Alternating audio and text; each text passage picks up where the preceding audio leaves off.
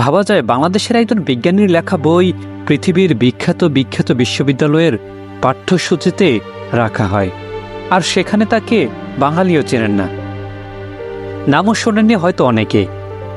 আজকে আমরা সে বিষয়ে আলোচনা করব। বাংলাদেশের একজন বিজ্ঞানী সম্পর্কে মন্তব্য করতে গিয়ে স্টিফেন হকিং বলেছিলেন, সে সেরা, আমি তার কাছে কিছুই না। সায়েন্স ওয়ার্ল্ড নামে একটি বিজ্ঞান ম্যাগাজিন 2007 সালের জামাল নজরুল ইসলামকে নিয়ে একটি ফিচার ছাপিয়েছিলেন। বাংলাদেশের কোনো ম্যাগাজিনে ওনাকে নিয়ে লেখা এটিই ছিল প্রথম ও শেষ ফিচার। কৃষ্ণ বিবর নামে ওনার একটি বই আছে যেটা বাংলাদেশে খুঁজে পাওয়া কষ্টকর। শুধু এটাই নয়, কৃষ্ণ বিবর, the ultimate fate of the universe, rotating field in the general relativity, বইগুলো অক্সফোর্ড, ক্যামব্রিজ আর হার্ভার্ডের মতো বিশ্ববিদ্যালয় সহ আরও 100টারও বেশি বিশ্ববিদ্যালয় এখনও পড়ানো হয়।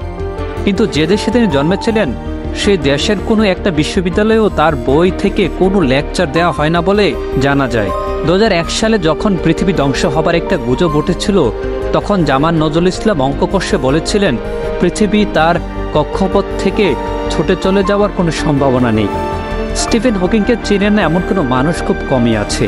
ওনার লেখা a brief history of time বইটি 1 কোটি কপিরও বেশি বিক্রি হয়েছিল সারা বিশ্বে।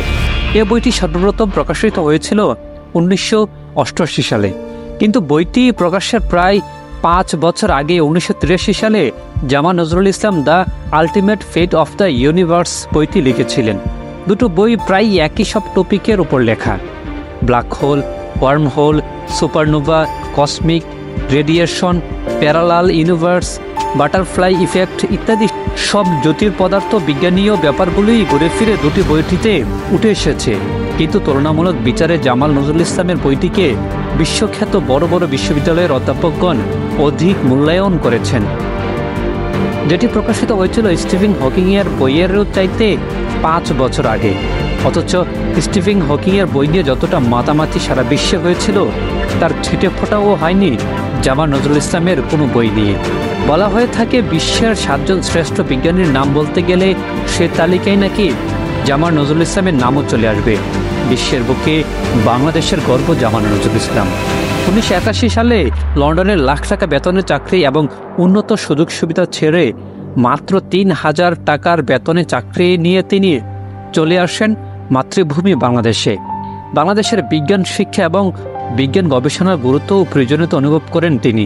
তাই সব সুযোগ সুবিধা ছেড়ে দেশে চলে এসেছিলেন এ মহাবিজ্ঞানী।